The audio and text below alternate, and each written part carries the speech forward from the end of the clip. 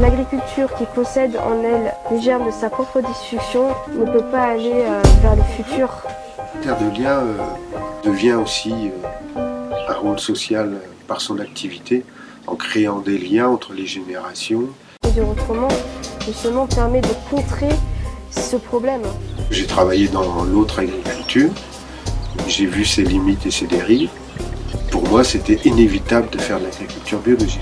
Je ne pourrais que faire ça, au moins avoir cette garantie-là. Déjà, le cahier des charges est lisible, au pire, on sait ce qu'on mange. Et d'autre part, ça ne nous empêche pas de faire mieux.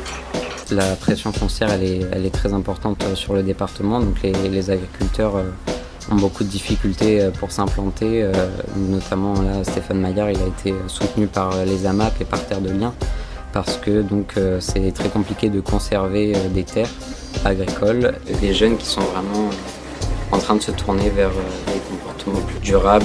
En plein hiver, mon père va acheter des tomates qui viennent d'Afrique, d'Espagne, et ça consomme beaucoup trop, je trouve, d'énergie pour ce que c'est. En plus, elles sont pas excellentes parce que c'est gorgé d'eau, il y a zéro goût, alors que je préfère attendre l'été ou la fin du printemps, et elles viennent de France et elles ont du goût, elles sont meilleures.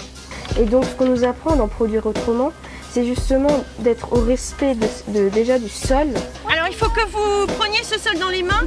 Le sol, il est beaucoup plus frais. Oui, il est beaucoup plus noir que celui de tout à l'heure. Enseigner à produire autrement, c'est aussi une manière d'enseigner autrement. Donc on veut que les établissements agricoles puissent être précurseurs dans de la pédagogie active. On en est abouti à l'idée qu'un rayon BD produire autrement, c'était quelque chose qui pouvait faire réfléchir, travailler les élèves, mais tout en travaillant autrement. J'ai eu l'idée de faire une BD parce qu'au collège j'en avais fait aussi, et je trouve ça sympa pour raconter ce qu'on a fait. On a vu des productions en milieu urbain, sur des toits.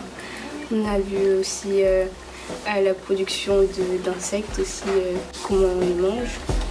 J'ai appris beaucoup de choses, j'ai découvert aussi beaucoup de facettes de l'agriculture que je ne connaissais pas. J'ai appris des choses aussi sur la blette, beaucoup de légumes aussi que je ne connaissais pas forcément. Alors c'est la blette sauvage. Et puis donc j'ai fait quelques recherches qui m'ont amené à remonter donc au Moyen-Âge, au comté de Provence, à la dédition de Nice à la Savoie, à la Révolution française, donc à travers ce modeste légume. Et ça m'a permis un petit peu de parcourir les siècles et de mieux faire comprendre nos traditions culinaires.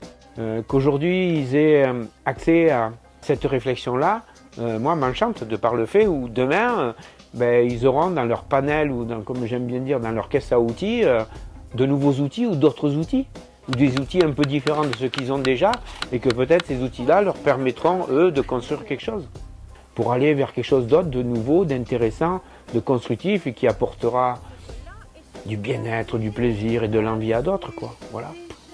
Si on arrive à ça, c'est bien. Pour tout vous dire, j'ai tout appris.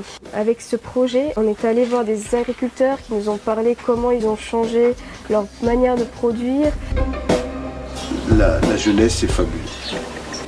C'est de l'oxygène, la jeunesse. Parce que toi, tu es dans ton monde, mais eux, ils t'apportent un autre monde, quoi, leur vision. Et ça, c'est très, très important. Préserver ces terres, c'est une vraie bataille, et donc le soutien d'associations comme Terre de Liens, je pense que c'est fondamental. Et je pense que ce continuer Terre de Liens sur le long terme ouvre des perspectives nouvelles et offre des opportunités parce qu'on sait que si on ne gagne pas aujourd'hui, ça ne veut pas dire qu'on ne va pas gagner demain. Il faut appliquer presque ce qu'on a lu pour voir vraiment si ça tient debout. Pour notre avenir, cherchons du bio et du local, c'est maintenant.